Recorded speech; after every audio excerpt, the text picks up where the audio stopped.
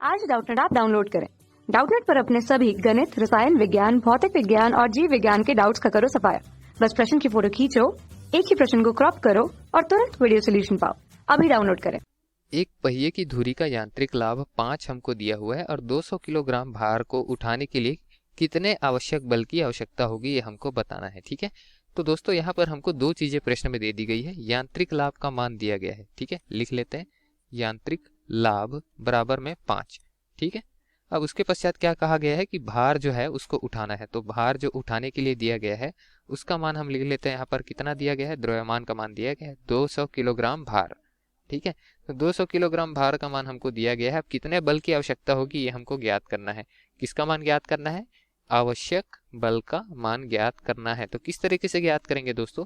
हम यांत्रिक लाभ का सूत्र जानते हैं। यांत्रिक लाभ होता क्या है कि भार बटे में आवश्यक बल, मतलब हम आवश्यक बल बहुत अल्प मात्रा में लगाते हैं, उसका यांत्रिक लाभ से गुना होकर भार को उठाया जाता है। हालांकि हम बल लगाते हैं तो कार्य उतना ही करते हैं जितना इस भार को उठाने के लिए किया जाएगा, लेकिन आवश्यक बल हमको कम लगाना पड़ता है। हम अधिक समय तक उस बल को लगाते रहते हैं और कम समय तक ये भार उड़ता है, या फिर कम दूरी तक, समान समय में कम दूरी तक वो भार उड़ता है, हम अधिक दूरी तक वो भार लगाते हैं, तो किया गया कार्य तो बराबर ही आने वाला है। ठीक है, इस तरीके से यांत्रिक ऊर्जा संरक्षण की भी यहाँ पर पुष्टि हो जाती है। तो यांत्रिक लाभ का सूत्र हम देख लेते हैं, यहाँ पर लिख लेते हैं कि हम किसका सूत्र लिख रहे हैं, यांत्रिक लाभ का। और ये किसके बराबर में होता है दोस्तों? ये अनुपात होता है भार का और उस भार को उठाने के लिए आवश्यक जो बल है उसका।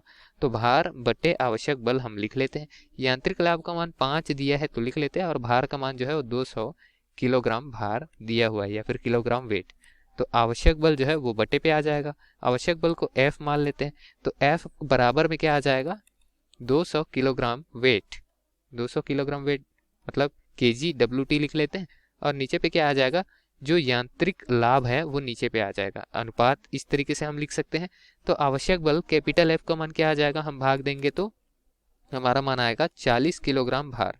तो 40 किलोग्राम भार या फिर 40 किलोग्राम वेट जो है वो दिए गए प्रश्न के लिए सही उत्तर है दोस्त।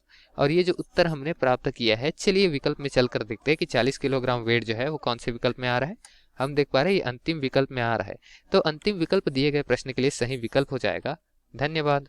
कक्षा 6 से 12वीं से लेकर नीट, IIT, JEE वो एडवांस के लेवल तक 1 करोड़ से ज्यादा छात्रों का भरोसा।